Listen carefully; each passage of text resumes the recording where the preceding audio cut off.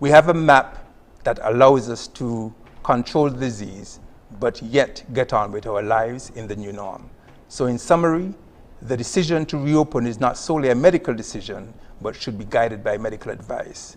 Economic and social activity must be considered in making the decision. There must be public education and buy-in as we move forward, as it has to be an all-of-society approach. And your individual responsibility is germane to our collective success. We will continue to refine our protocol for reopening to ensure we take on the least risk, but allow economic activity and not overwhelm our healthcare system. I thank you. Thank you very much. We'll take a quick commercial break, but just before we do, I'd like to give you the numbers to phone. They are 869-466-2666, 662-8674, 767-4765, and 239-645-4500. We'll be back and take your calls and questions.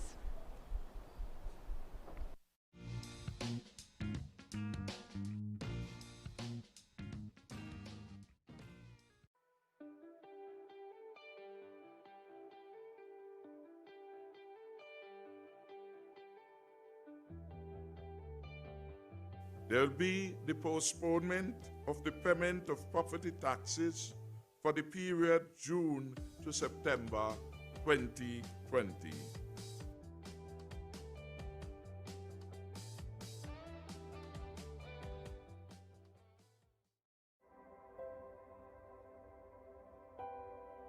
This is the beautiful Island Federation of St. Kitts and Nevis.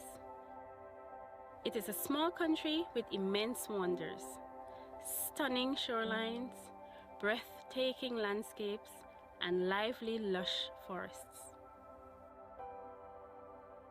Another of its wonders is its people, a unique, vibrant, and proud culture.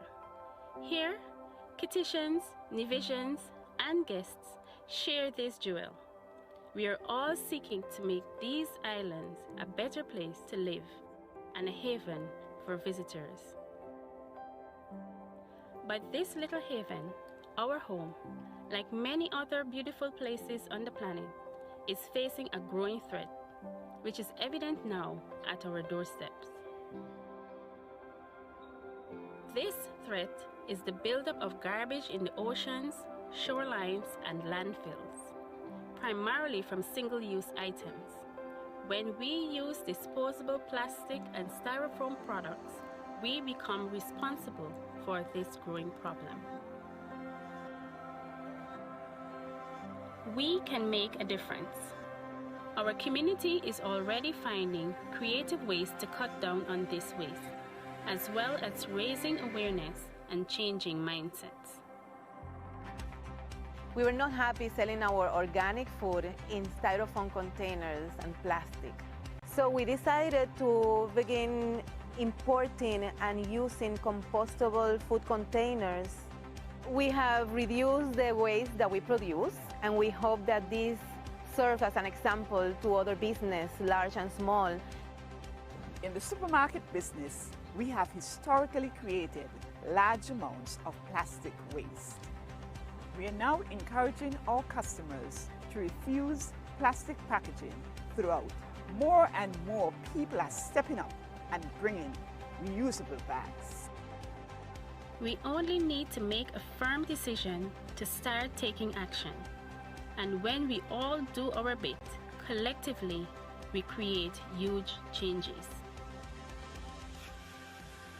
As we are learning to appreciate and enjoy our outdoor play.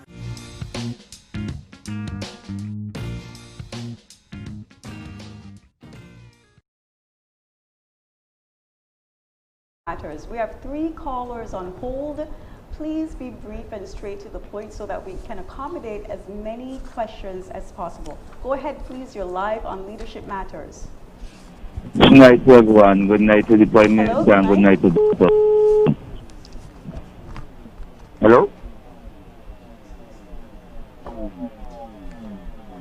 Do we have that caller? Hello? Okay. We have, Hello? I'm told that we have 3 callers on hold. Hello, good night. Hi, good night, sir. Go ahead, please. You're live. Good night to the Honorable Prime Minister and good night, Wilkerson. Good night. Good night. Listening via radio and internet. I would also like to put something forward to what I heard the Prime Minister outload. This remark. You said you're looking forward to have the country re-established in new phase of and the way forward and how we go pursue after this pandemic. But I would like to ask, what kind of job are you employing? Because the industry, what we are looking at, as you say, was like manufacturing. We don't see that permanent bringing no kind of stability to our economy. So I would like to see what kind of you are looking for from bringing to a new change in job opportunities. Give thanks. Thank you very much, caller. Next caller, you're live on Leadership Matters. Go ahead, please. Hello, good night. Hello. Hi, good night. You're live. We can hear you. Go ahead, please. Hello. Yes, sir. Go ahead, please. Yes. Hello. Yes, we can hear. Can you hear us? Okay, we'll fix that issue. Can we go to the third call on hold and maybe go back to the second caller? Hello? Yeah, good night. Bucky got it, media. Yes, hi, good night. Go ahead, please. Yeah, very quickly, good night to the Prime Minister. And want to tell him that keep up the good work. You're looking very strong and healthy during this pandemic. Mr. Prime Minister, I'm just wondering how the government ministers settling down in their new post and what can we expect from them. I've seen some things in the article, like say Mr. Powell already doing some stuff in education. I see the Honorable Wendy Phipps had meeting today. I think it's by chapter. So can you elaborate a bit more and what can we expect from these ministers at opening? Very quickly to the doctor there, the good doctor. A frontline worker get caught, so to speak. Is there any new measures is in place so that no more frontline worker will get contracted by anyone coming in from overseas? Or would you be able to say what went wrong or what might have gone wrong and what have you done to fix that problem? Thank you. Thank you very much. We'll be going back to that second caller. Hello, good night. Good night, Mr. Grant, and good night to the Honorable Prime Minister, Dr. Timothy Harris, and good night to Mr. Cameron Wilkinson, our frontline leader for the corona. And I don't know if Dr. Lars is there, but Dr. Wilkinson, I want to commend you and your team. You all are doing a wonderful job so far, and we want to commend you to do what you're doing. So, uplift this nation and uplift this nation with this corona pandemic. And I want to commend the Prime Minister and his team, the Cabinet, to doing this wonderful job. Because in spite of the criticism going on and this crisis in the country into right now, and the whole world into, you understand? People still check the politics and make it something different with this corona. And Mr. Prime Minister, I think that your God sent man here with a unity government. Because I do not think the political party in this country could have come and do what the unity government is doing right now. So God sent the unity government there to do what they got to do. And when I listen to some people talk, I want to let the love sink it, or they let the country, or they can sink it or whatever. Everybody come and sink it and approach into our blessed country and try to understand what's going on here. But we won't bring it down because of politics. And Mr. Prime Minister, you're doing a wonderful job, and I want to continue to do it and be strong, and do not let nobody to encourage you to open the borders and foolishly. You are secretary, you know the borders them got to open. You are secretary, do what you all got to do. As a cabinet, we'll work it out. And then because if we can word out the first word, I think the second word we can word it out too. And you is a God bless man. And that's why God is here. I want to wish you a wonderful night. God bless. Have a wonderful night. Thank you very much. And the caller, good night.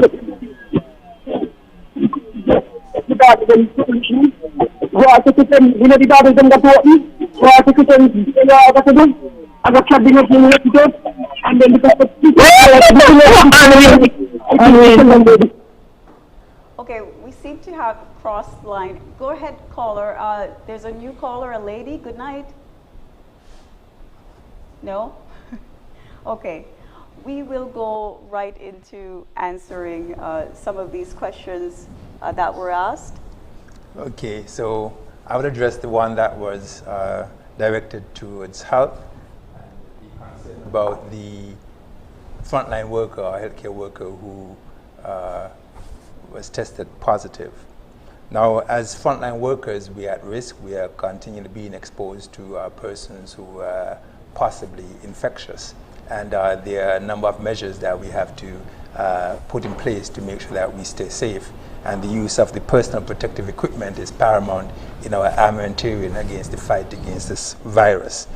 Now, one cannot say how this infection occurred, but one of the things that we'll have to do to make sure that something like this doesn't happen again is to make sure that we continue to do training and retraining in donning and doffing, which means putting on and taking off the personal protective equipment. A lot of studies that have shown that healthcare workers who have become infected when they become contaminated in removing the equipment. And sometimes when we don't have any positive cases for a long time, there could be some complacency. And so we need to make sure that we stay on our guard and stay ever vigilant so that this doesn't happen again. But I thank all of the healthcare workers who are making the sacrifice, because it is known that this is one of the risks involved when you put yourself on the front line. And I'm pretty certain that at some point in time, the Prime Minister is going to find some way to recognize the frontline workers who have been sacrificing their lives day in, day out to keep this country safe.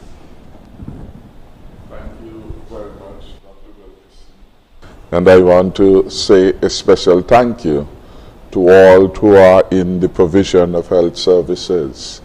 And we do appreciate the tremendous work, the tremendous sacrifice that you're called upon to make at this moment in time. And we commend you, especially those who have been diligent and consistent with a high level of professional service. I want to give some suggestions to the first caller and to invite others too to give their own suggestions as the kind of things they would like to see our people become engaged in to earn a living in St. Kitts and Nevis. One of the lessons that COVID-19 brought to the fore was the vulnerability of our country to disruption in the supply chain, that is the supply of goods and services, because we are overly dependent on imports for most of what we eat, we drink, we wear. And so we will want to change that. As a result of this, one would note that in our stimulus package, we specifically target agriculture. Agriculture broadly to involve crop farming, livestock farming, fisheries were the critical areas in which we engage. We provided support and we continue to do so in terms of compensation to the livestock farmers who would have lost their animals as a result of COVID-19. We continue to provide support in the provision of fencing wires, free harrowing services, free inputs such as seeds and seedlings to assist farmers in getting started so that they can make a more meaningful contribution to food security. And the Department of Marine Resources has been providing a number of items of support to our fisher folks, so no one is being left behind. There's still tremendous opportunity for young people and those generally interested in agriculture across the three sectors, crop farming, livestock production, and fisheries, to become engaged. The Department of Agriculture has identified about 4 particular crops in which they would want to see more people become involved. to provide the food that we need. And so we expect to see greater activities there. We had announced before COVID had come, and indeed in our budget for 2020, we had said that we will branch out into marijuana production for medicinal and other purposes, and we are still committed to that. Indeed, the next step was for us to advertise and recruit someone, a marijuana czar, if you will, who would have become the project champion in terms of the build-out of this particular activity, and we are still committed to do that. We are advised that we have a head start in the contribution of marijuana for public health purposes, and we can build this in to the ready platform we have of engagement in this particular area through the primate facilities that are now located here. We, of course, have to do much more work to get this to fruition, and we will engage accordingly. The area of entertainment is a billion-dollar industry, and some countries such as Jamaica and Trinidad and Tobago have done relatively well as a result of their engagement in this sector. This is an area that we are so serious about that we have set up a ministry of entertainment, talent development, and entrepreneurship to assist in a focused response to the development of the talents of our people, and they being able to benefit in a profitable way from engagement in entertainment with all the necessary support, including intellectual property protection. Health and wellness is an emerging area for us in which we want to engage. And we have at least 2 establishments that continue the build-out of new areas in health and wellness. And I am certain, targeting the foreign market, that as soon as the world is again ready to engage, these facilities you will hear much more about. And they are going to offer new and exciting areas of engagement. I want to thank Bucky Gattit for calling in, as he usually does, and to make constructive recommendation and to raise issues of concern to the public. We have at least 4 new ministers, and I want to assure that they are all settling down well and getting on with the job. Of course, the government and working in government is a unique experience. Some are new to the entire business of government, and they have to get up to speed with our protocol, with our rules, etc. But generally, I am satisfied that they are doing well, and they are very much interested and fully engaged. We would have seen a number of the new ministers, Mrs. Akila Byron Nisbet, holding her own at the NEOC briefing, and I've seen her in the cabinet and outside, and she is a real credit to the people of St. Christopher III. I want to thank them again for the overwhelming vote of confidence in Akila Byron Nisbet. Akila certainly will do well by the people of St. Christopher III.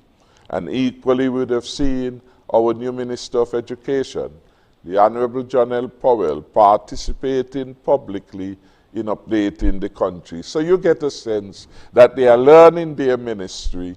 It is not something that can be done overnight, but they are on the right path. And I have engaged the 2 new ministers from Nevis, and I'm satisfied that they too will reorient themselves to the federal agenda, and they will do a wonderful job on behalf of the people of St. Kitts and Nevis. Again, we want to thank Mr. Politics for calling in and for his consistency of support for the wonderful work that the government is doing. Certainly when you compare what we have done with what other countries have been able to do and not being able to do, it is remarkable that St. Kitts and Nevis has been able to sustain the largest and the most comprehensive stimulus package in the region, and we have done so without borrowing 1 cent. Clearly, these are challenging times, and certainly it was good that we paid off the IMF debt. Certainly it was good that we did not engage in squandermania, so that at least for such a time like this, we have been able to assist our people across all platforms, including those involved in business, because we took the conscious decision to reduce the payment of corporation tax from 33% to 25%, a significant reduction. And we took the decision on Monday to extend this for a further period of 3 months. Originally, it was intended to go for the period April, May, and June. We have now extended this concession, this relief, for a 6-month period ending in September. Equally, with respect to unincorporated businesses, we in March reduced the tax burden by 50%, from 4% to 2%, and yesterday at the Cabinet, we again extended that support for a further 3-month period, which will take us up to September. So those are some important things that we continue to do to help us on the path to recovery. Mr. Prime Minister, I'm told that we have at least 2 callers on hold. Go ahead, caller, good night. You're live on Leadership Matters. Hello, good night. Hello. Hi, good night. Go ahead, please. Pleasant, good evening. Can you hear me? Yes. Okay, thank you. I just want to congratulate the PM tonight for leading the ship without fear or favor. And I want to tell you, good night, sir. Continue doing good for St. Kitts and Nevis. You're doing a good job for the past 5 years, and I'm looking forward for better years to come. Have a pleasant good night, PM. Love you always. Get home safe. Thank you very much, Marsha. Love you too. Thank you. Good night, caller. You're live on Leadership Matters. No more? Okay.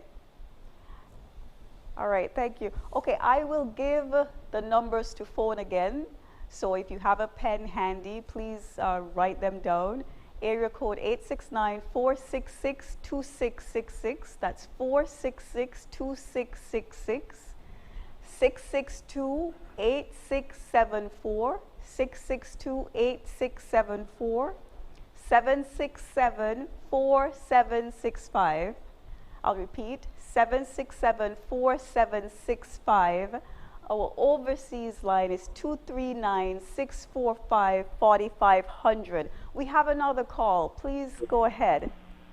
Good night, Mr. Prime Minister. Good night. And how are you? Hello, good night. Go ahead. You're live on Leadership Matters. Good night, Mr. PM.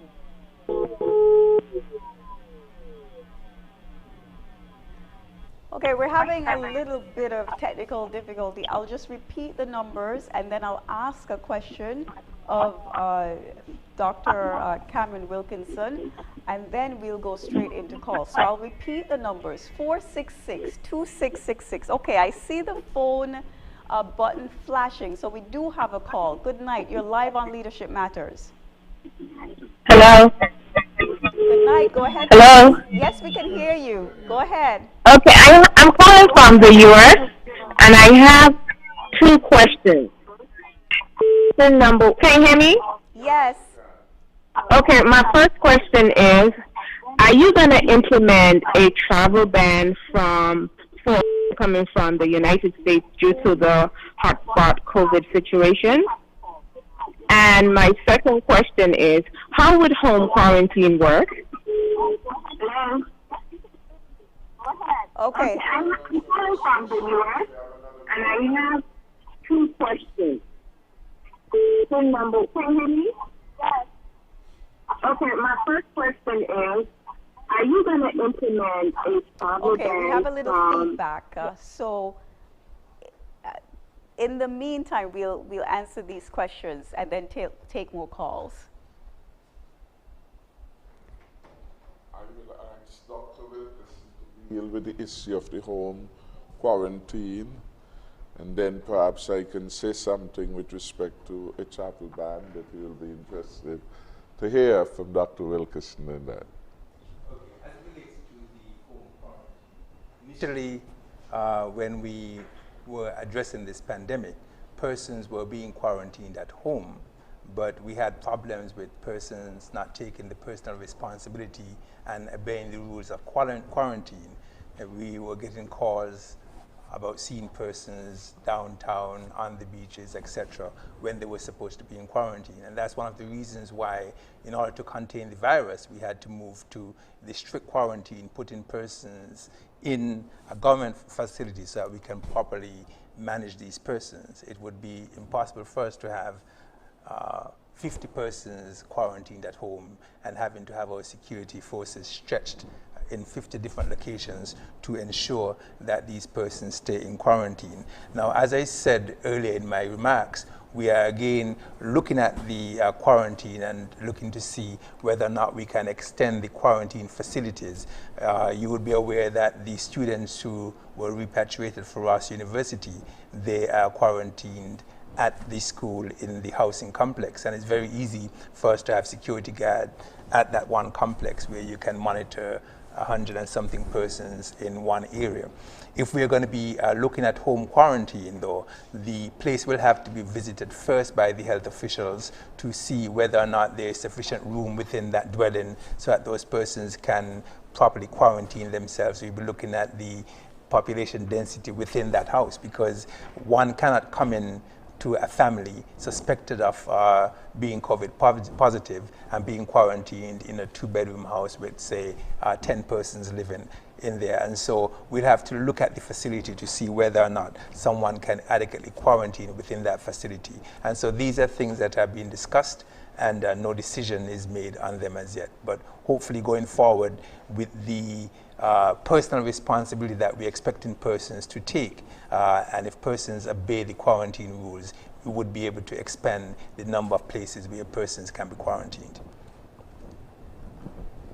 Thanks. In terms of the matter of the chapel ban, we have not yet reached there. What we have so far is what has turned out to be a very effective policy on quarantine. And Dr. Wilkerson spoke earlier about the kind of tests that we are using at this time, and that we shall continue to go to the gold standard so as to protect our people in this regard. Someone asked the question, what happens to people who want to come for 7 days in the context of the 14-day quarantine? So I will turn that over to Dr. Wilkerson. Today I was asked that when I get on the program, a lady wanted me to put that to you. Well, one of the things I said in my opening remarks is that the protocol that we have in place right now requires a 14-day quarantine, and that is the best protocol to give us the least amount of risk, because one knows that one can have a negative test, but you can turn positive 7 to 14 days after that our negative test. And once we make a decision to open our borders, we'll have to determine the level of risk that we'll have to take on.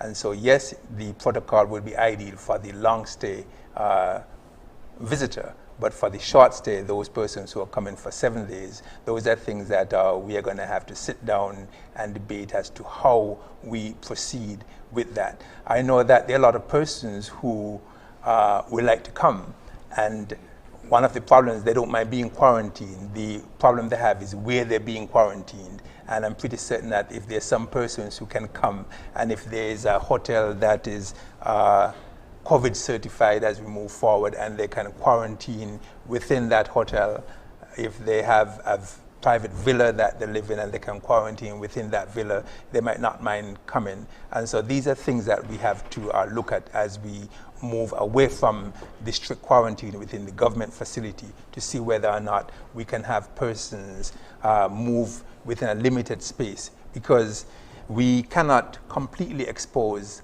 our population to this virus, and so it will be irresponsible for me to say somebody's going to be coming in for 5 days, and we would abandon the quarantine process and allow that person to move freely within the country. And so there would be some limited movement.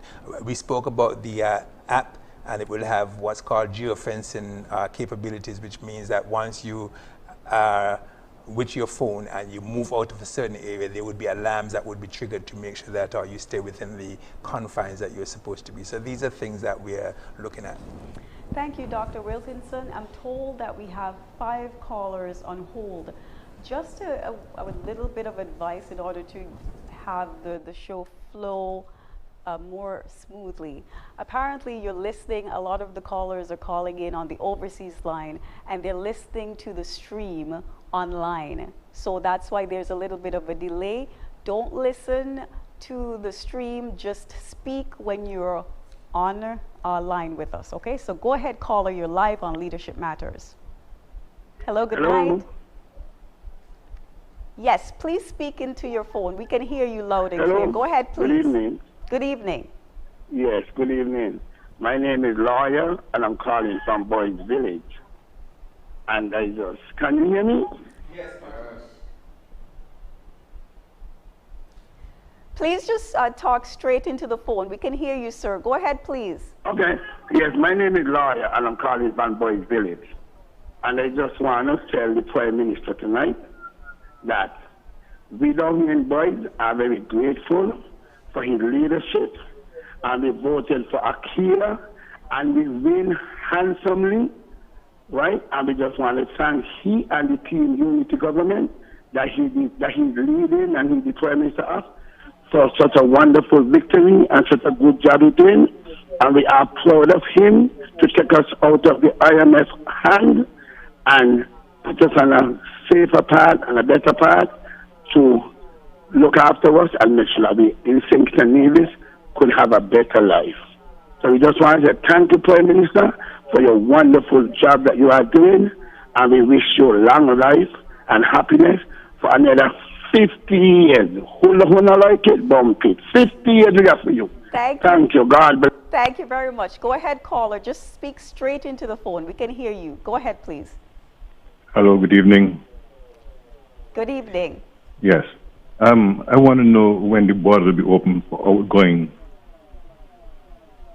because we are here since December 2019 that we have to get out because of some business to take care of. Okay. Thank you. Thank you. Go ahead, caller. You're live on Leadership Matters. Yes, good night. Good night. Okay, first of all, I want to commend the health workers. I think they're doing a Could we raise the caller's level? Thanks. I think they're doing an excellent job. First of all, I want to ask a question. Do we still have the law concerns map? Because everywhere I go in town, nobody wears no mask. You go on the shoreline, no mask. You went over the strip the other night, no mask. I think it is, and the police is not even telling the people to wear the mask. I think we are dropping the ball, and if we're going to open the border, we have to ensure that people is applying and following the protocol, because this is very serious. I find that you go in the buses, the bus drivers not telling the people to put on the mask. Everything is just running like a bus kite. You know, we need to get back that protocol back together. Okay? Good night. Thank you very much. Do we have another caller? Go ahead, please. Yes, I'm here. Good evening. I have a question, and this is regarding opening the borders. Can you provide us with a time frame as to when to expect the borders open for commercial travel? Thank you very much. Do we have another caller? You hear me? Yes.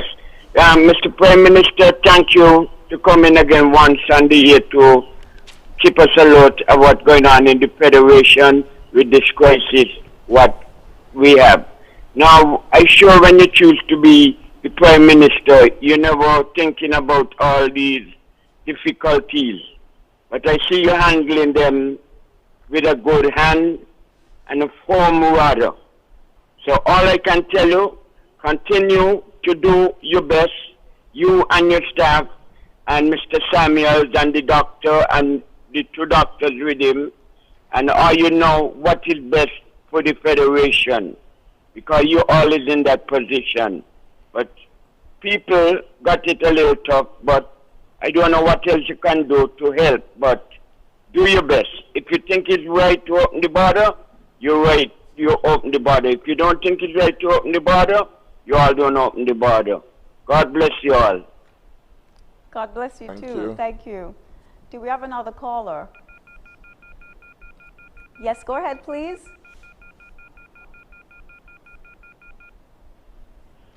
Do we have it? Okay, we don't. Okay, we'll go straight. Hello. Oh, yes, go ahead, sir. Yeah, good evening, gentlemen, Mr. PM and Dr. Wilkinson. Good evening. Yeah, two things for Dr. Wilkinson.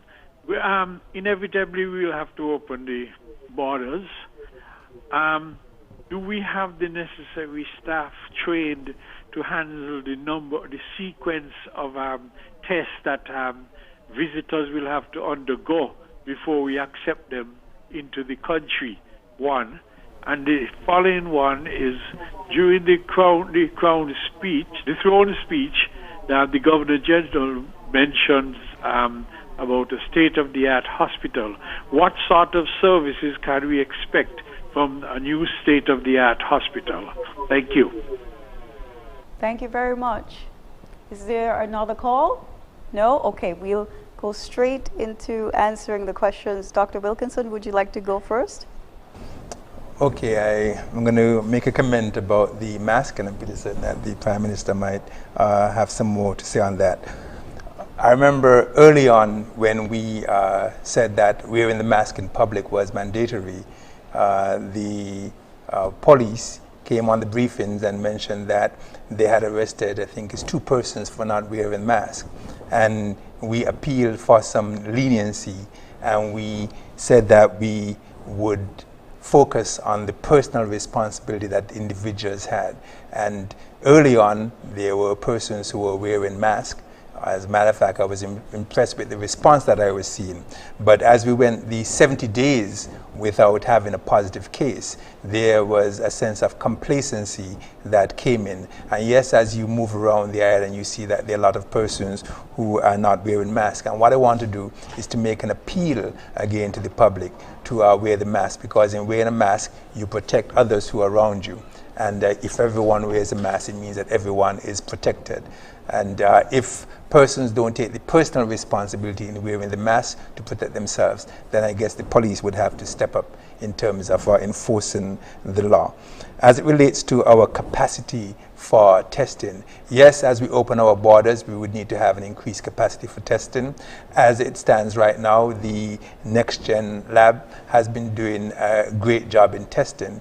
And a number of countries are moving towards what's called bulk testing, which means that if you have a group of 25 persons, you actually can spin that sample down together. And if there is no positive test with that batch of 25, it means that there is no one who is positive within that 25. If the test comes out positive, then you would have to test everyone individually. And that is a way that you can speed up the testing. The Joseph M. France General Hospital will be coming on board soon also in doing the PCR tests, and we also have a number of private labs that are looking to expand their capacity to do the testing. So as we move forward, we would be having more capacity to test.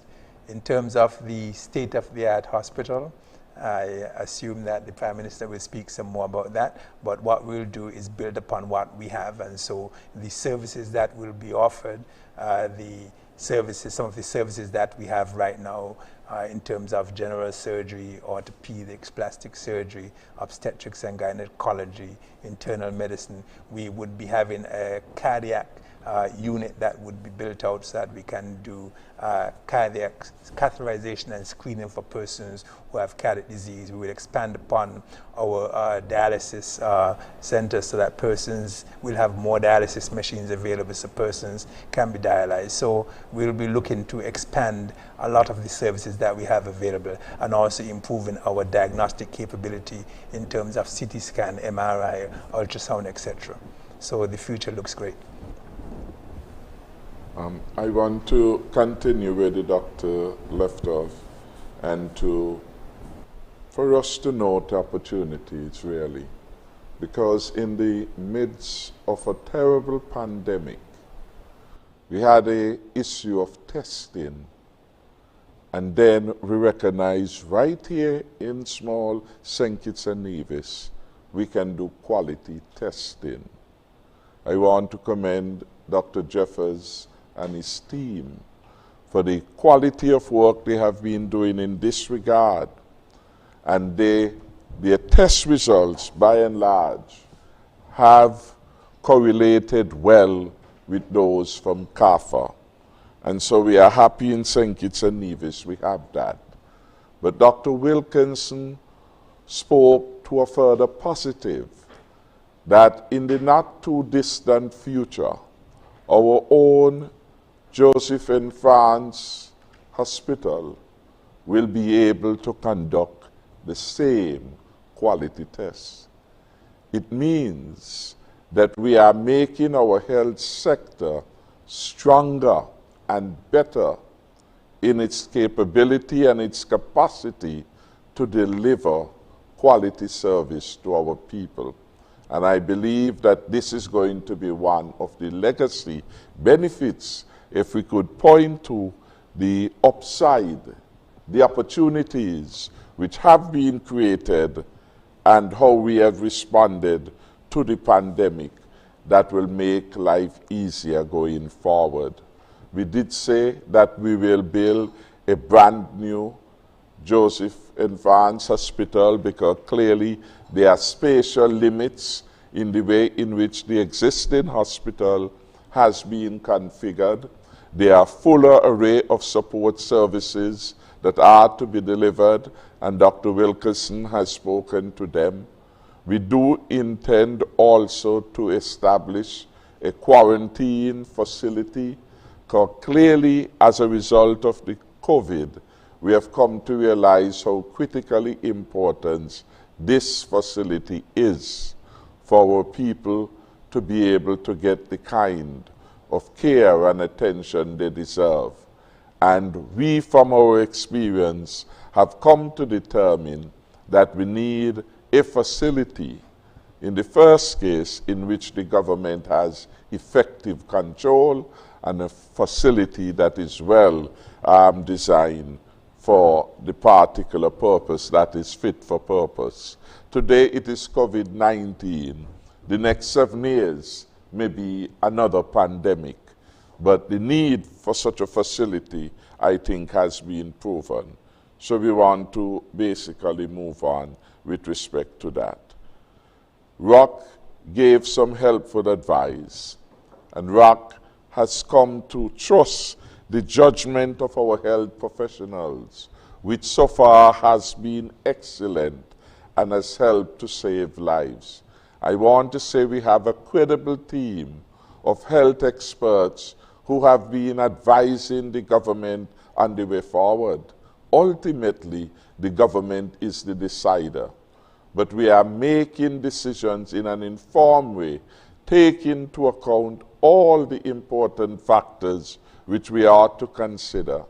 Importantly, the health of the nation ranks large in our consideration. The caller asks if we could give a specific date when the borders will open.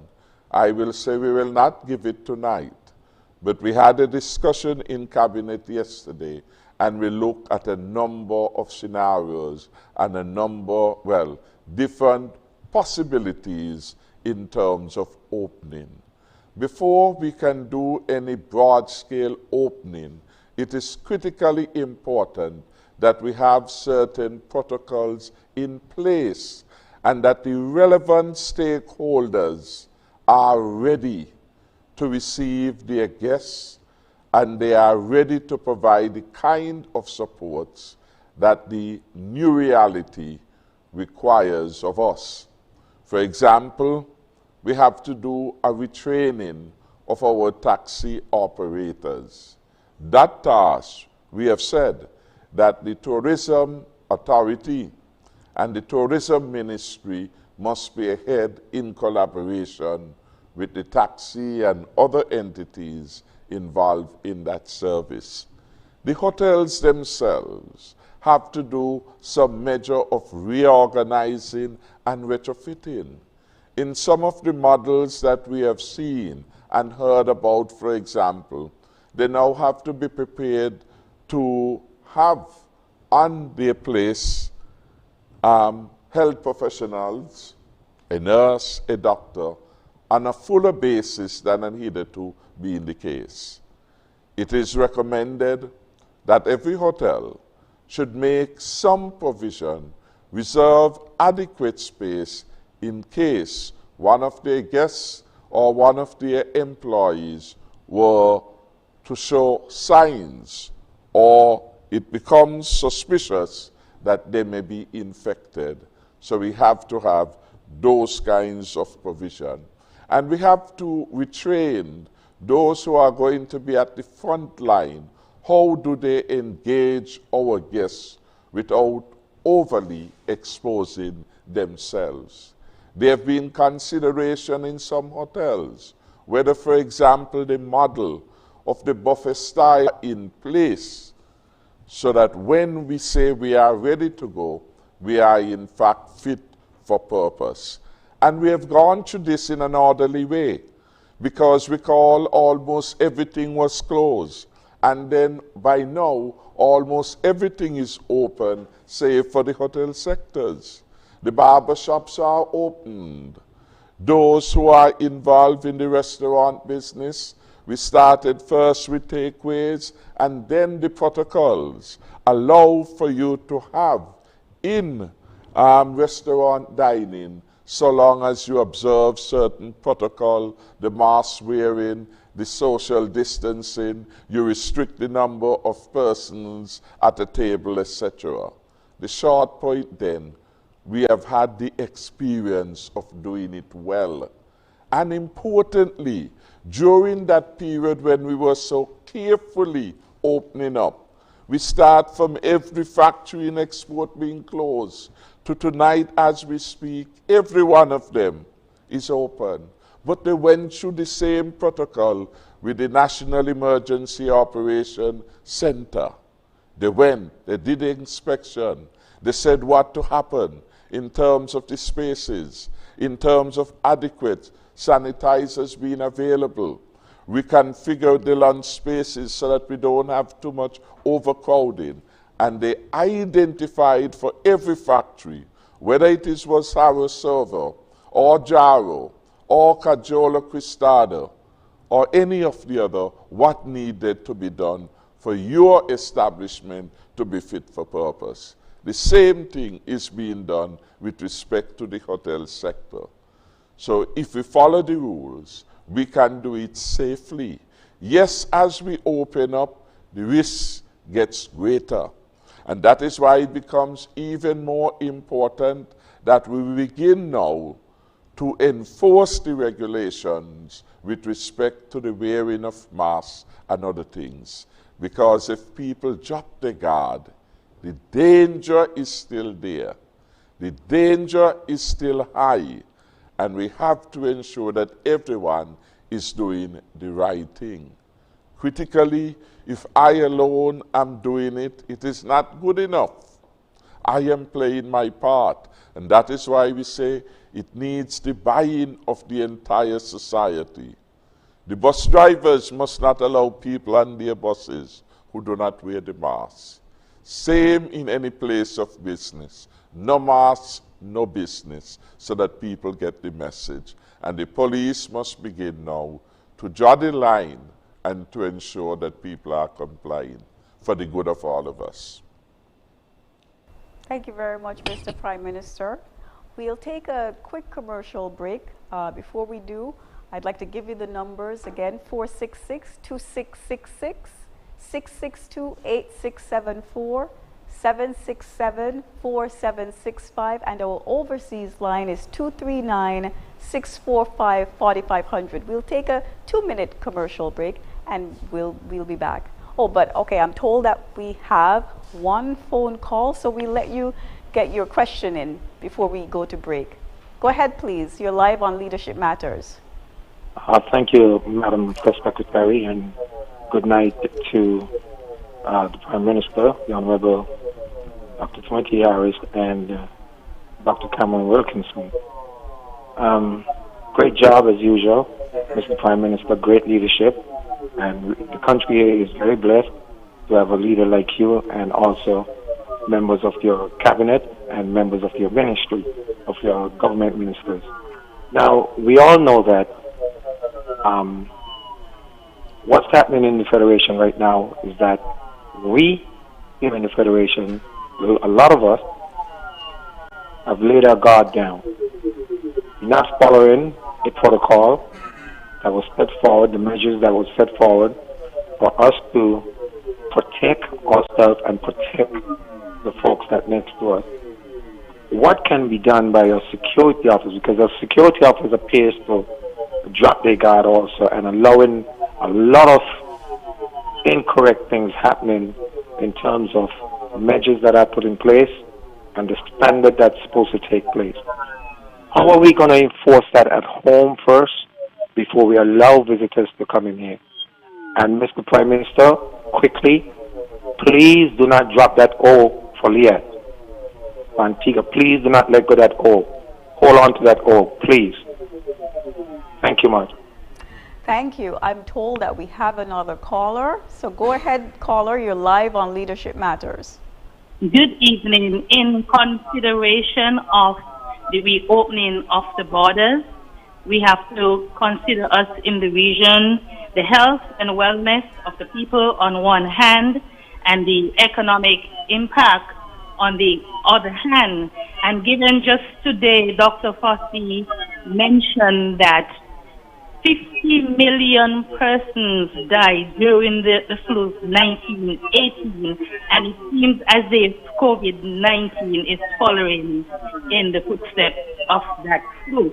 So I just want our people to pay attention to the health officials, to the government, and be guided accordingly. And my question to Dr. Wilkinson, what is his thought on what Dr. Fossey is warning, and how would we be prepared in a way to the impact if such should happen, that the effect would be the same as the 1918 flu? Thank you very much and have a good evening.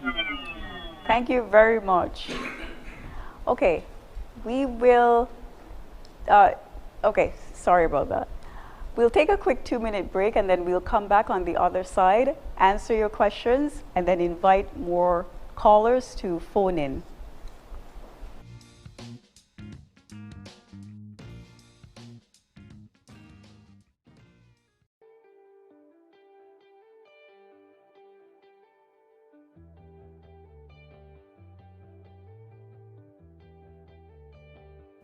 There will be fresh sums invested in the popular Fresh Start program to assist the poor and marginalized youths by providing access to capital to fund small and medium-sized business projects.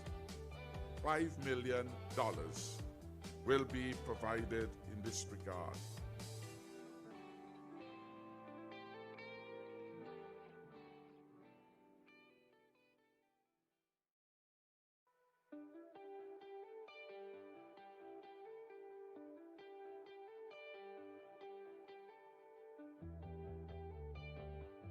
There will be the postponement of the payment of property taxes for the period June to September 2020.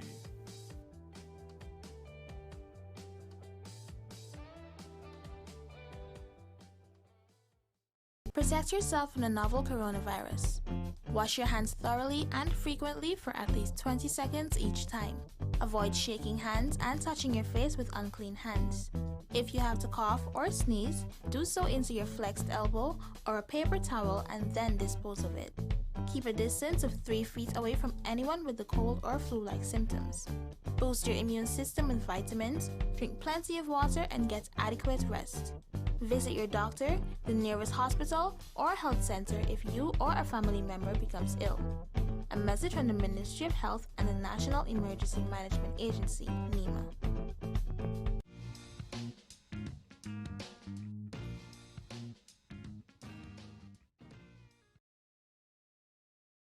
Fears about the effects of the coronavirus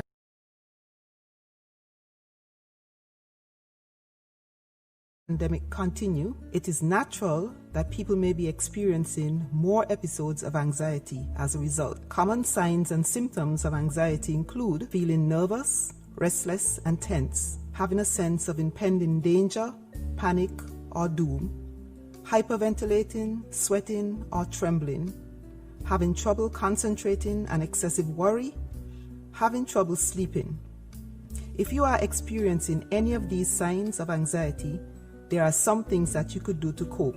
Reach out for help and talk to a trusted friend or individual who could help to distract you from some of the worrying thoughts. Avoid watching too many news items that focus on the negative impact of the coronavirus. Decide instead on a few specific times daily when you could get your news from reputable news sources. Make sure that you maintain some normalcy and regularity in your daily schedule as much as possible. Focus on the things in your life that you can control and do them. You can control what you watch on TV, what you listen to, who you talk to for support, and how you take care of your body. Remember to seek mental health and psychosocial support if necessary. This message was brought to you from the St. Kitts Mental Health Association.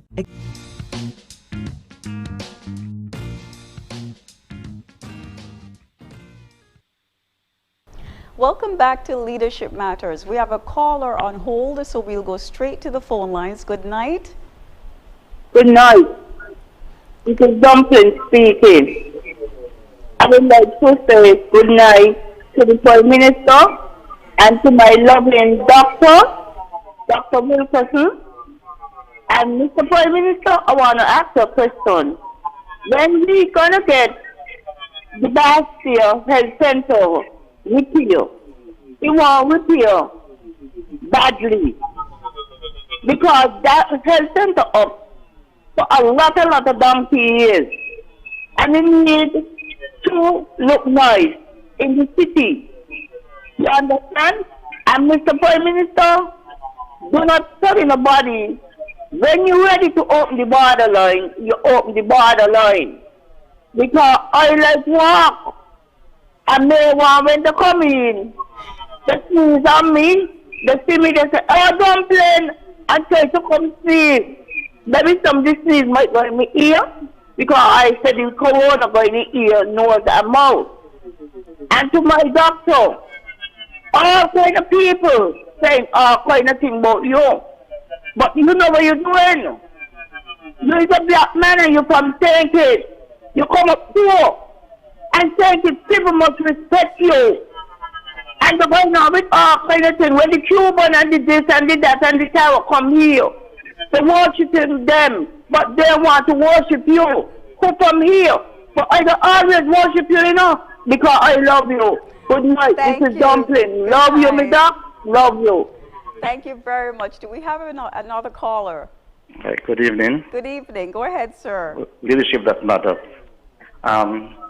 First, I want to say, what a quick question. Is there any Prime Minister, is there any succession plan for the commissioner post? Two, we just have a recently finished course that finished, whereby you had 28 officers graduate from training school, 18 were foreigners. Now the question, what plans do you have for the foreigners who come to this country, to get started to this country in relation of owning a piece of the rock and the way forward and moving away from the alien land holding license if the officers plan to make St. Kitts their home? Leadership that matters. And the last one now, in the course that just finished, We had a history of this country police force whereby we have about 11 or 12 officers who are parents of our police officers. There's about time that our people, young people in our country, stepped up, and they did step up to join our police force to serve our country. Leadership that matters. Have a good night.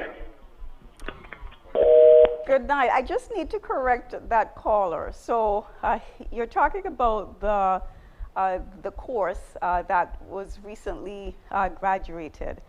There were 17 locals, so 17 people from St. Kitts and Nevis, 5 nationals of the Commonwealth of Dominica, 2 from Jamaica, and 1 from Haiti.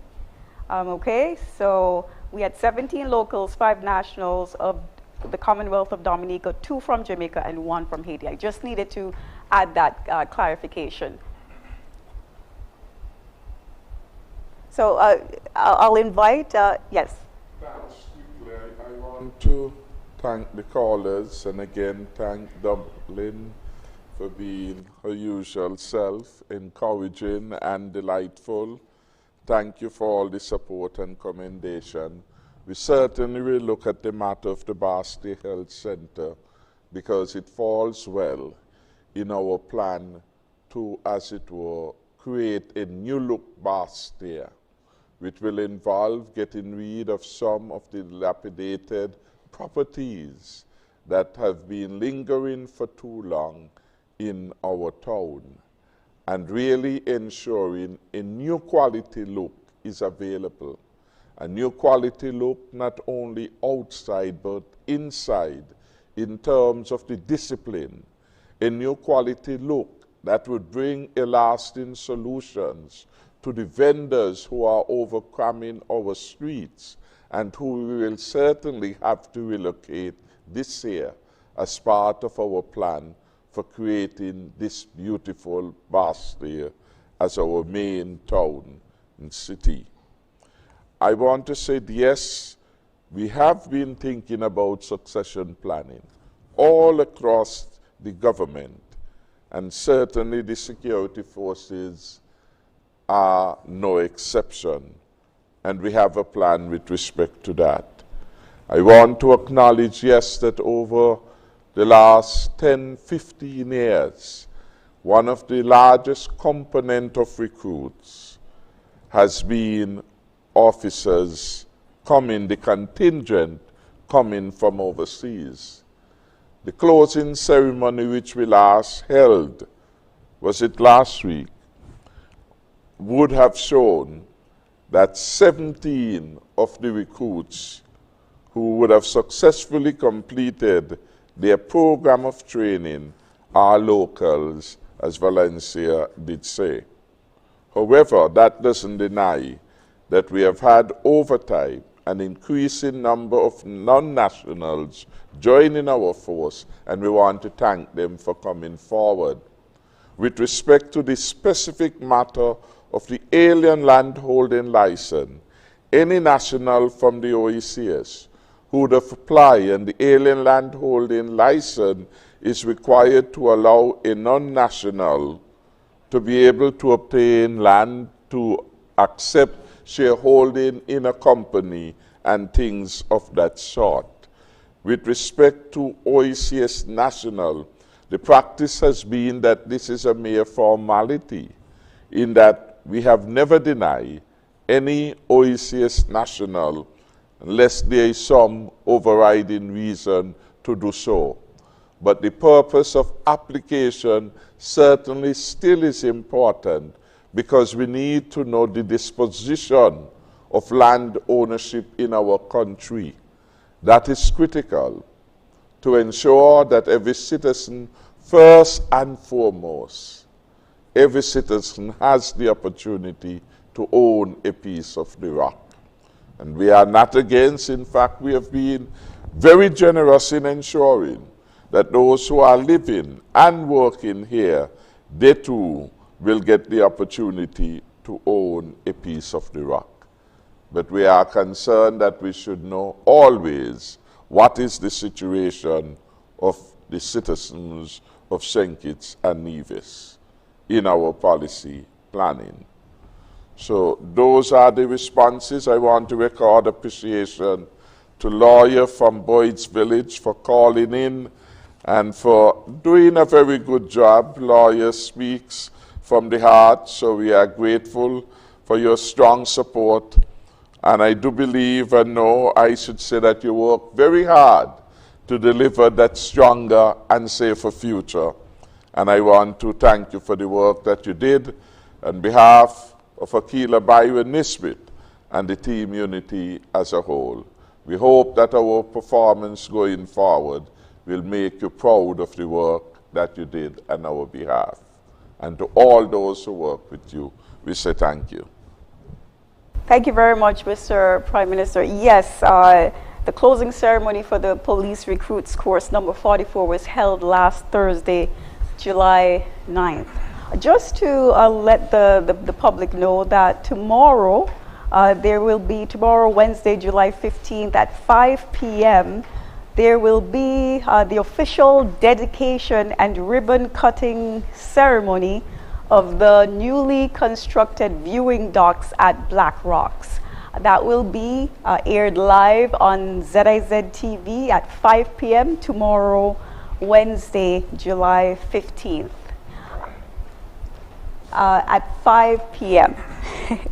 So I will invite callers to call in again, 466-2666, 466-2666, 662-8674, 7674-765, and the overseas line is 239-645-4500. While we have a lull in the phone calls, I am going to give the WhatsAppers, the people who WhatsApped in their questions, an opportunity to get their questions answered. So I will read 3 questions from WhatsApp. The first one, what about tourist ships or cruise ships carrying hundreds, maybe thousands? How will they be tested? So that's the first question from WhatsApp. The second one, if you've traveled, can you be quarantined in your home if you live alone? I'll repeat, if you've traveled, can you be quarantined in your home if you live alone? And the third question, good evening to all. I just want to get an understanding about regional travel. Just need to know what's the situation on regional travel. The WhatsApp question says that all we've been talking about is international travel, so they'd like to get a status update on regional travel. I'll invite Dr. Wilkinson first. Okay. Well, first let me say, as we open our borders, it will be done in a staged approach. And in the initial stages, cruise ships will not be a part of it. I don't think that there would be any cruise ships coming here with thousands of passengers before the year is out. And so that is something that will be on the back burner, because it will be difficult to test that many persons and ensure the safety of the population with thousands of persons coming off a cruise ship.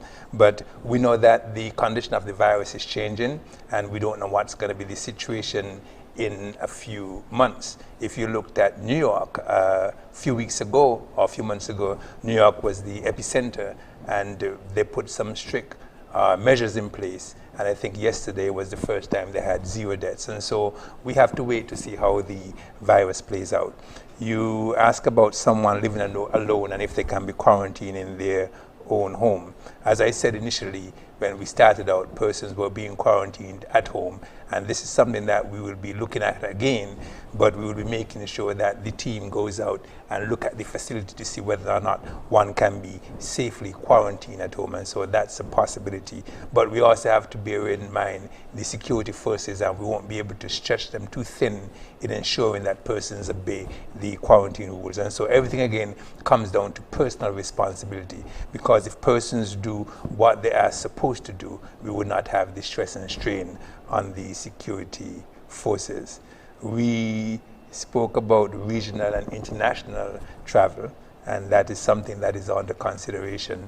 And in terms of letting persons into the country, of course, we'll be looking to see what is happening in each country. I don't think that there's going to be a blanket policy to say that we're open to all. We'll be looking at the transmission scenarios in each country. We'll be looking at the daily number of cases and the 7-day average of each country. And another important thing that we'll be looking at is what's called the effective reproductive number, or the R number.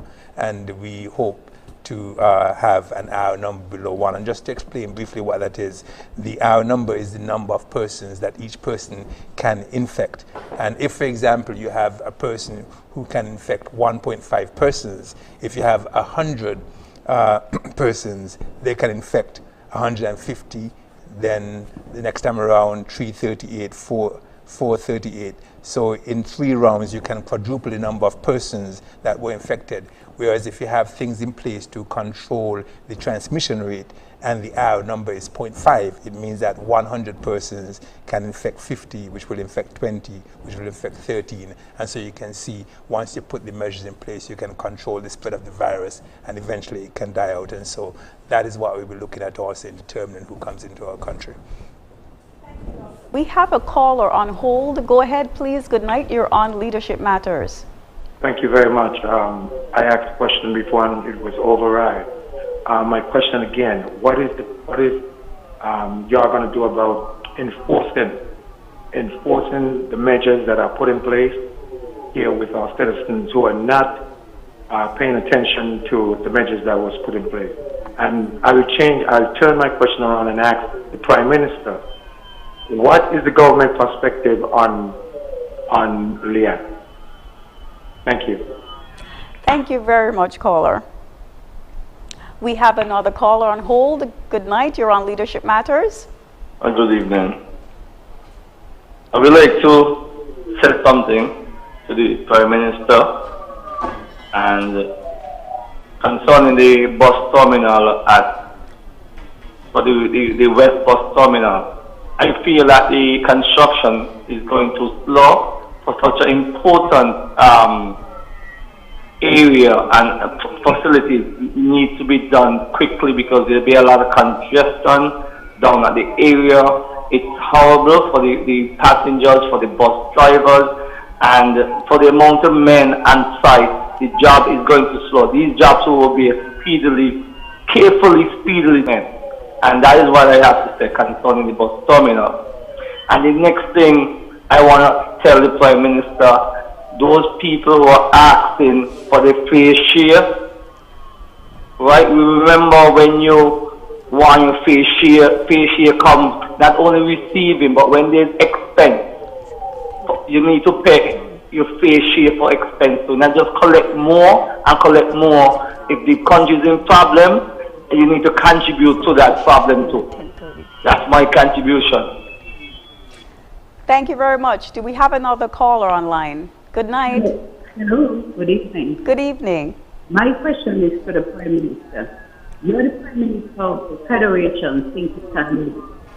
How can regions get together, right, and have a dialogue with you? Because regions have concern also, and you are the Prime Minister of Think Tank. Second question, Mr. Prime Minister. You said you had a meeting, right, about opening the border.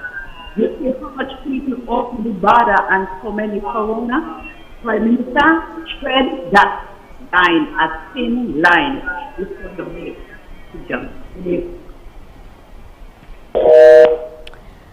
Thank you. Do we have another caller on hold? Good night. Yes, hello, good evening. Good evening. Yes, good evening, Dr. Prime Minister. Prime Minister of Surplus. And good evening to my good doctor, Dr. Wilkinson. This is Radical Culture. Yes, good evening.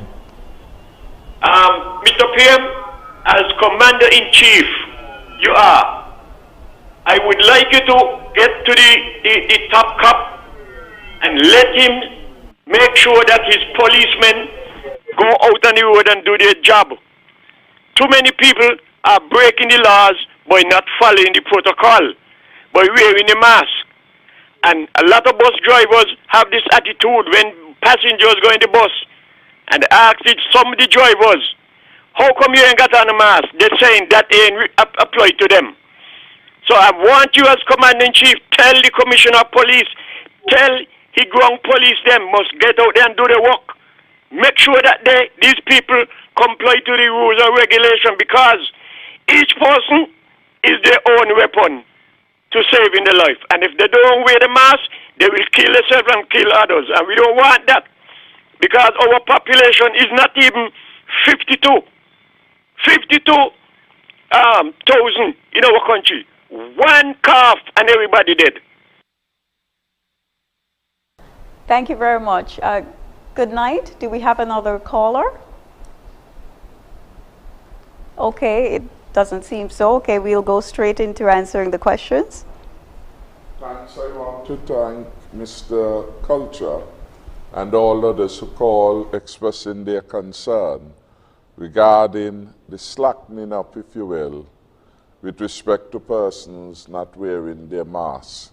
And again, to remind people that the power lies within them to do the right thing. And we would really want to reach to a point where there is no need for the police's attention to be diverted, to have to look and to monitor who is wearing the mask, because it must come so naturally to our people, knowing that they are doing this to protect themselves. And of course, by so doing, all of us are being made safer. Failure to do that, of course, the police will have to step up and to implement the law. And if needs be, we will look at the penalty for non-compliance. The caller who spoke on the issue of the speeding up of the West Bus Terminal, we share that concern. And I do hope that the contractor is taking note or has taken note of your concern. And the Public Works, of course, has taken note of this concern. And I certainly do know that the police also have taken note of this. Indeed, the Commissioner of Police has visited this particular site. I was with him. The former Minister of Public Infrastructure was with him. The contractor did give certain commitments in terms of the ability to deliver, and I've taken a note of this so that tomorrow I shall require of the Director of Public Works where we are at. And I hope that the contractor, of course, has taken note, and that when people get jobs, they really do their very best to deliver them in advance of the time and to deliver them in the budget. It is very, very critical that we have that discipline to stick to the time and improve on the time of delivery of these projects. That particular site is a critical one, and it certainly creates inconvenience when these kind of very busy sites have long delays in the delivery of the program. So the caller means well, and I hope the contractor takes it in good spirit. The matter which Valti raised and reminded us, we did not attempt to ignore the question, but perhaps in the necessity of allowing those who had been calling to get off the phone by making their input, we had given oversight to that. The matter of Liat continues to be one that is of grave concern. And Liat, over time, has shown that it was not able to make the kinds of returns that the shareholders in the first instance and the people of the region expected Liat to be able to do. Liat, over the last couple of years, have racked up losses, probably close to $100 million, if the arithmetic is correct, which is significant. And Liat now has significant liabilities, including liabilities to its workers with respect to severance and other statutory payments, which I gather overall is up to a further $100 million. So it is a significant hole in which LIAT has found itself. And time after time, governments have been forced to basically do the bailout. It appears at this particular moment in time, the shareholders are not committed to make the kinds of investment. And so from what we have gathered from the news, from the presentations that have made at the level of the head, we know that a number of the heads are in disagreement about the future of LIAT. Clearly, some are of the view that we move to something new and something different. And there are others who are of the view that perhaps we can give a last try to LIAT. Perhaps LIAT should still be allowed to live. LIAT 2020, for example, has been put for serious consideration by the Prime Minister of Antigua. There should have been a meeting of heads of government and interested shareholders to discuss the matter. That meeting should have taken place on Monday. I am advised that that meeting did not take place. Of course, Monday is our usual cabinet day, and at the time of that meeting, we in fact were having a very long cabinet, which ended sometime after 7. We had our delegation in place, and as I said, the information I have was that because of the unavailability of one of the major shareholders in LIAT, the meeting couldn't advance. Clearly, ultimately, we are advised that the board of directors had already taken a decision that LIAT should be liquidated, and it was a matter of getting, I suspect, ratification. What is clear, though, it seems that a majority of the shareholding interests, that majority is not convinced to continue with LIAT in the usual way. What is the position of St. Kitts and Nevis?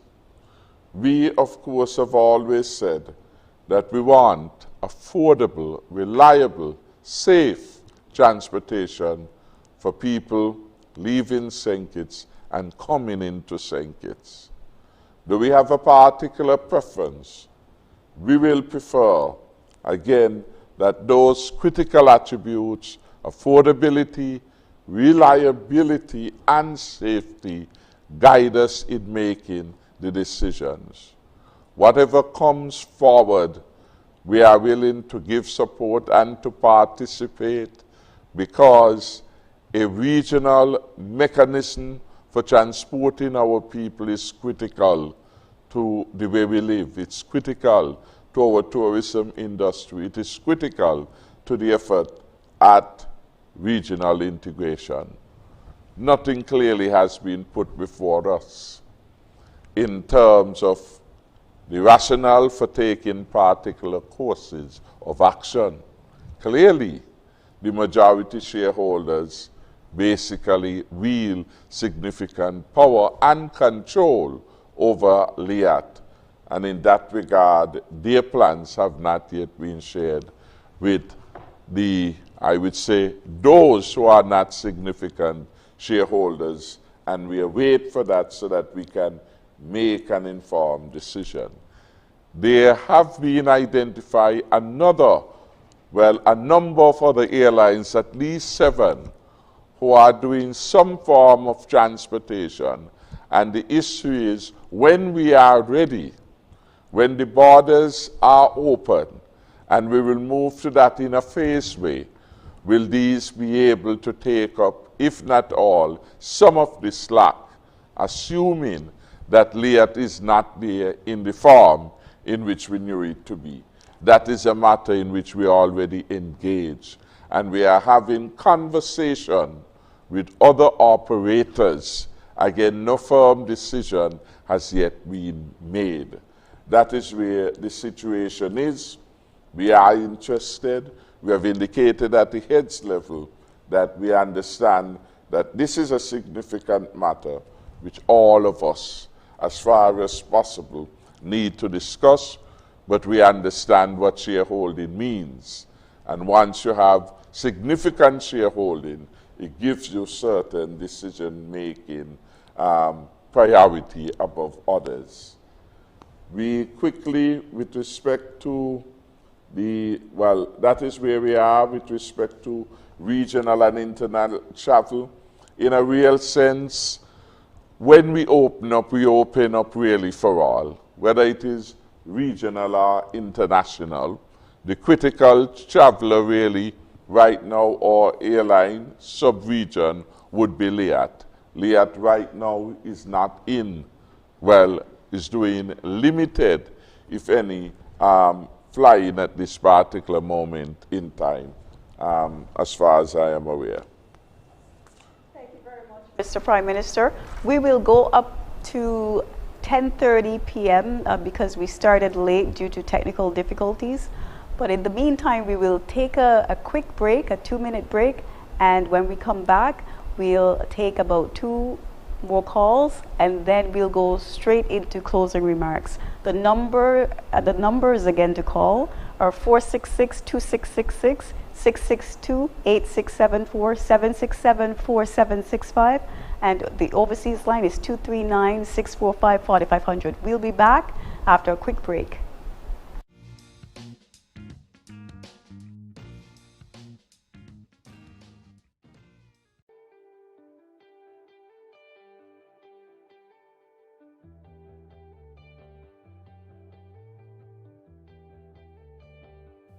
There will be fresh sums invested in the popular Fresh Start program to assist the poor and marginalized youths by providing access to capital to fund small and medium-sized business projects.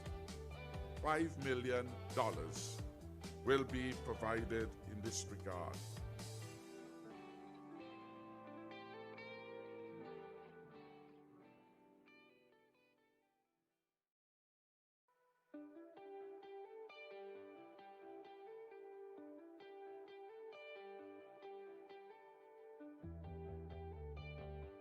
There will be the postponement of the payment of property taxes for the period June to September 2020.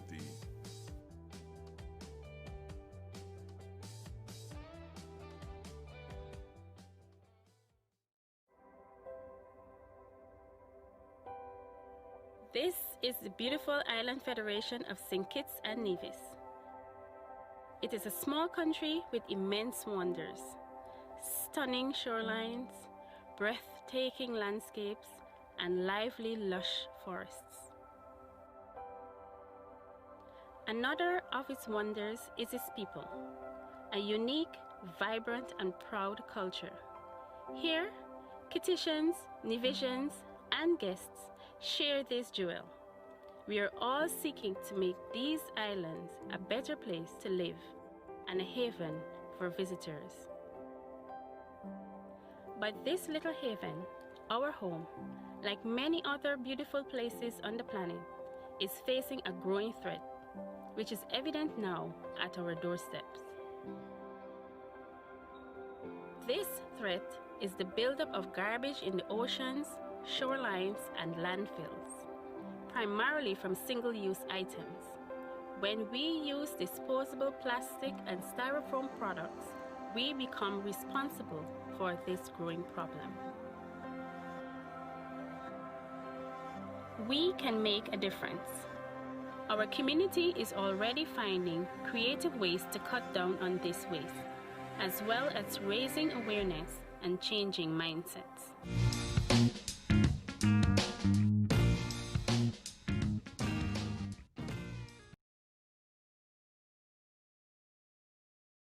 Matters. We have approximately 10 minutes left in the program. I'll go straight to the Prime Minister, who would like to address a question that one of the callers raised. Thank you, Valencia. Just to add that Dumpling will get her wish, I am advised that the Health Ministry is way advanced in terms of a design for that particular health facility, and a brand new one will emerge on the said site. So again, I hope that makes Dumpling very happy. Beyond the renovating or the painting, a brand new facility has been designed, and at any moment we will perhaps begin to see something new, something different, something nicer being made available to the people of Barstow. And finally, last time we were here, the question came as to persons not being able to benefit from the stimulus package as it relates to water. I did promise to research that, and I have been advised by the water engineer, the head of that department, Mr. Paris, that the facts are that a number of persons have in fact benefited from that program. For you to be able to secure that benefit, you have to apply for it. And there is a special form, Water Services Department COVID-19 Special Assistance Application Form, which you have to fill in. So if you haven't applied, the Water Department will not know that you have suffered loss of income as a result of COVID. Just as you would have to fill in a form with respect to your severance or long service gratuity, you are expected to fill in the form. It is not a difficult form. It is very simple. Name of applicant, your account number, social security number. They ask for your contact number, your place of work. You sign the form. Straightforward, simple, and then the water department will process it. We want to encourage all those who have not been able to benefit to basically collect the form.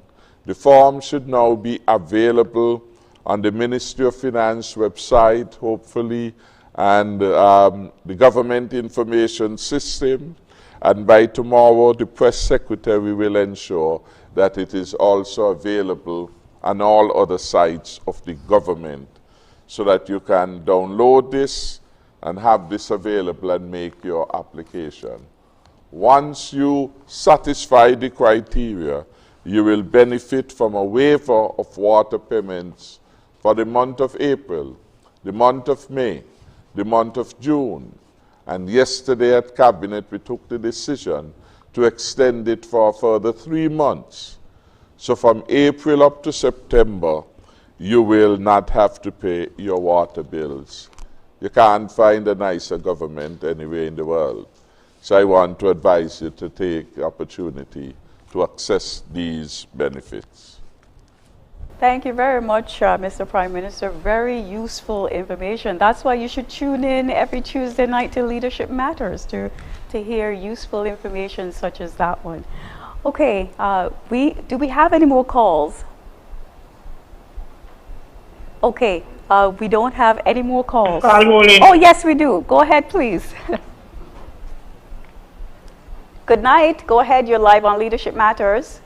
Hi, good night. Once good night to your panel, and Prime Minister Dr. Wilkinson, good night. Val, good night to you too. Good night. Dr. Wilkinson, the question I'm going to ask for you, I know we're out of time, so I'm going to try to make it as quick as possible. We have seen us open our borders very soon, I know, and as I said, we have health issues, and we have to look at the economy and see how we can stimulate the economy, but there's certain things that you have to take in consideration.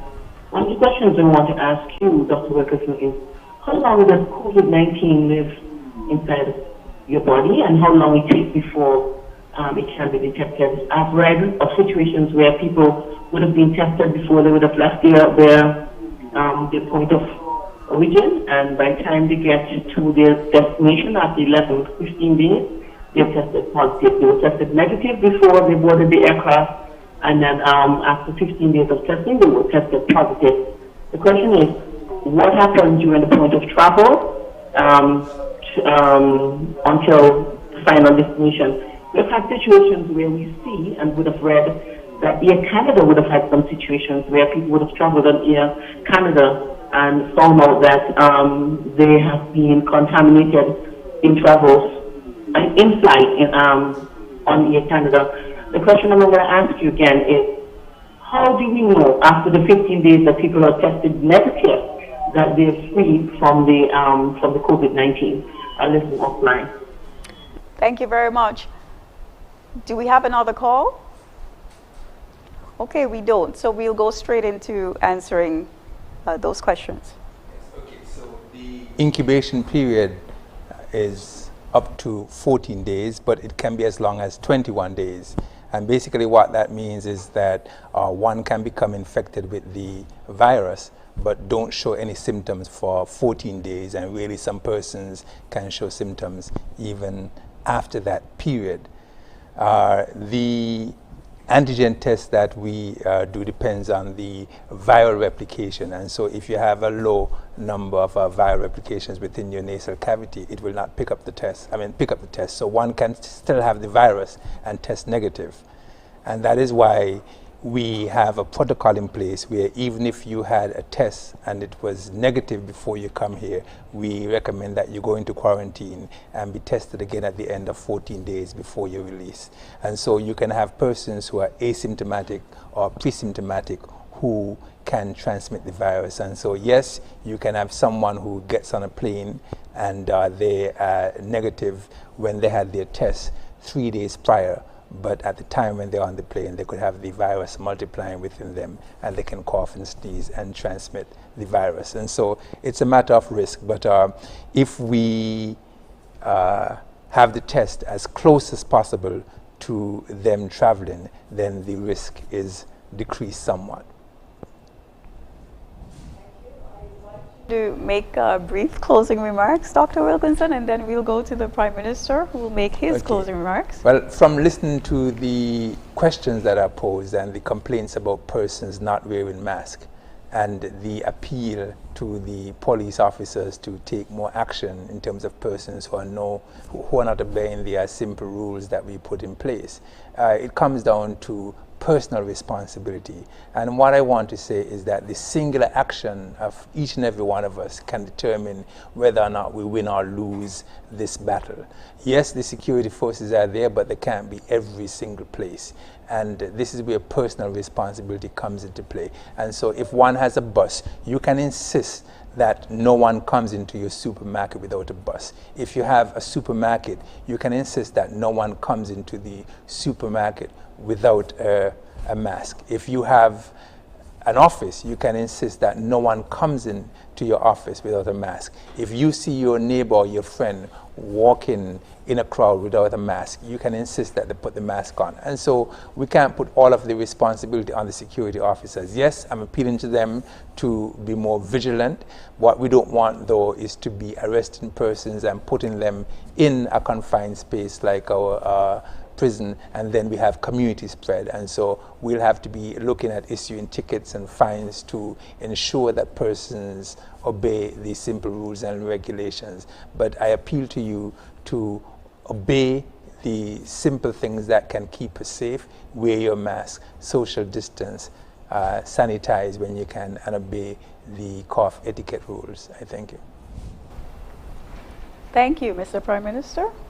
Thank you very much, Valencia. I first want to thank Dr. Wilkinson for coming out tonight and being so helpful in responding to the callers on a wide range of concern with respect to COVID-19 and health in general, and to remind all who are listening and viewing that your health is in your hands. And at the end of the day, the things that we are required to do are relatively simple and relatively cheap to do. Wash your hands, proper hygiene being followed, wear your mask as often as you can, especially when you're going outside, especially when you're going to engage with visitors. And we know that it takes practice. So we have to begin the effort of practicing to do those things that before COVID-19 we didn't have to do, because they can save lives. So we want to urge that. And we want people to do it because they understand that this dreaded pandemic can be deadly unless we are careful. And the life you may end up saving could be yours or that of a family member and friend. And we do not want anyone to die when it was not necessary and it could have been avoided. So we ask us all not to take chances with respect to that. The large number of callers that we had tonight is a reflection that people consider the topic that we are discussing tonight to be significant and important. And I want to thank them all. Some of them who were calling from overseas, and we were delighted to have calls from different areas coming in. I want to apologize to Nurse Garnett that she didn't get in her call. So maybe I said need to increase the number of calls that we can have to whatever mechanism for those who are calling from overseas. I want to thank each caller for staying online though, to ensure that you get your question in or you are able to make your comments. And those who were lucky like Valti to be able to get you for a second time in a row, we thank you though for your steadfastness and your insistence that we account to you. This is an exercise in accountability, and this is an exercise in good government. Indeed, what we are doing here, other countries want to follow the model. We are from the highest to the lowest official can engage any government official and to ask them whatever is on your mind. So again, we appreciate it, we thank you. Without the callers, the program would have less value. It is intended to engage for you to get answers to your question.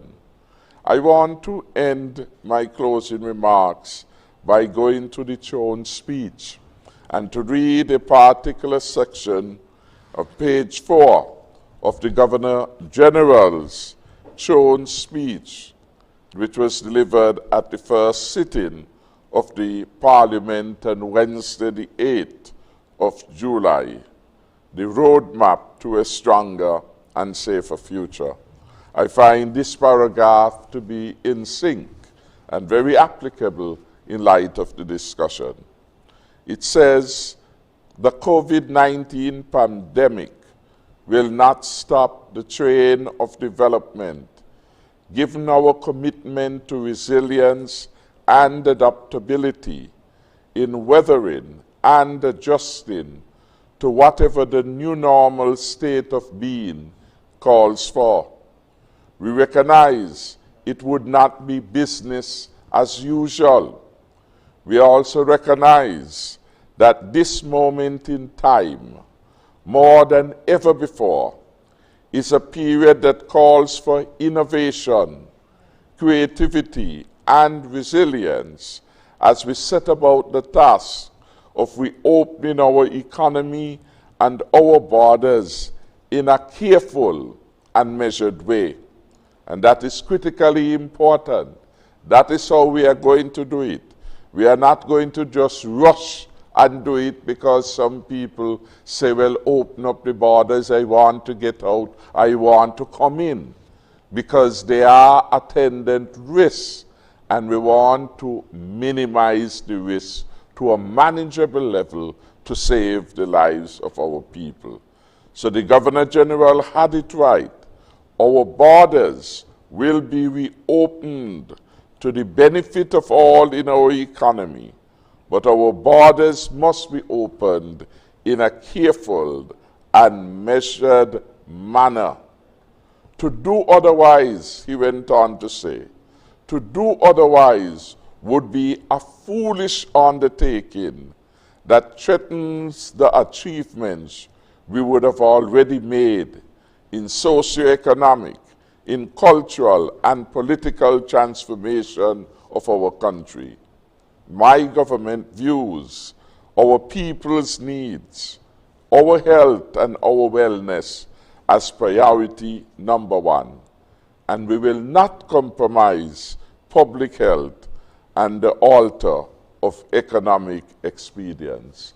In other words, we will do the right thing, and we will do it based on science, based on information, and we will put our people's best interests at the heart of our decision making. So I want to thank those persons for their patience, and we do appreciate a number of persons.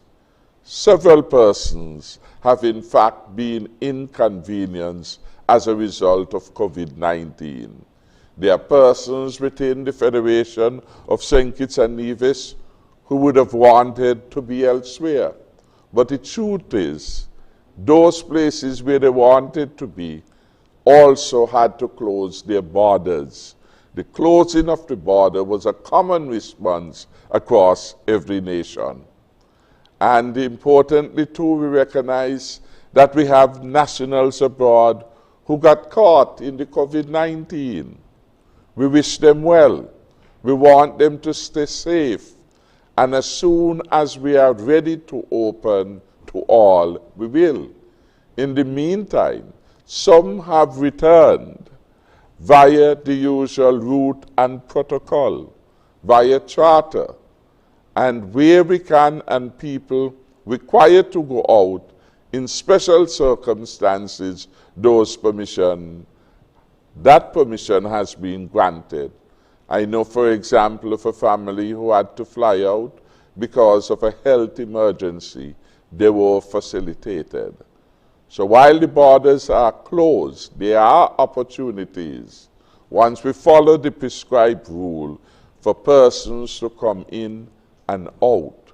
What is now not obtaining is that we have the regular free-for-all. Anything can come in the normal commercial way in which things used to happen. And again, we must recall, why is it we close the border? We close the border for health reasons. We close the border to prevent people from becoming victims of COVID. And the ultimate and worst stage would have been that people would have died. And from the moment we began to open up our borders, we see that the result is we have accepted that COVID-19 will be with us for a while until they find a vaccine. Life has to go on, and COVID-19 is not adjusting for us. Therefore, we have to adjust to that reality. And that is why we are urging and encouraging our people to take the health advice seriously and to comply with it. We will be moving, and we are moving, to opening up in a phased way, not overnight, in a phased way. And for us to get there, and that is why tonight we are not giving any exact date. We are saying that there are certain things that need to be done. For example, at the airport, there have to be some redesigning and retrofitting of space, having regard to the new reality. We recognize that in our hotels, they have to do retraining of their employees. They have to put some new protocols in place to protect the workers here and to protect their guests by extension. Those areas have to be addressed before we can call a date. And we will be working diligently over the next couple of weeks with the relevant stakeholders to ensure that they are getting the act together so that we do not delay for too long. Again, I want to thank the entire population of St. Kitts and Nevis, all our residents, for your encouragement and for your support. We have seen the most powerful country in the world almost fall to its knees as a result of this pandemic. This is real trouble. Real trouble. You see what is happening in Florida? You see what happened before in New York. If the most powerful country in the world is facing a significant challenge, we have to be careful how we go about doing things. And so all that we do going forward must result in a stronger and safer St. Kitts and Nevis. That is the promise that we made. That is the promise which we are keeping. May God continue to bless the people of St. Kitts and Nevis, and may God keep all of us safe. I thank you for viewing tonight. Thank you, Mr. Prime Minister. On another note, I'd like to remind the public about the official dedication and ribbon cutting ceremony of the newly constructed viewing decks at Black Rocks. That's tomorrow, Wednesday at 5 p.m. Special live coverage will be provided by ZIZ TV and online. Prime Minister Harris will be there to deliver brief remarks. The Black Rocks landmark has been transformed, so you should definitely go see it. So much infrastructure has been built out under Prime Minister Harris's administration. Traffic lights, the East Bus Line terminal, on and on. Indeed, leadership matters. Thank you for joining us tonight. Good night.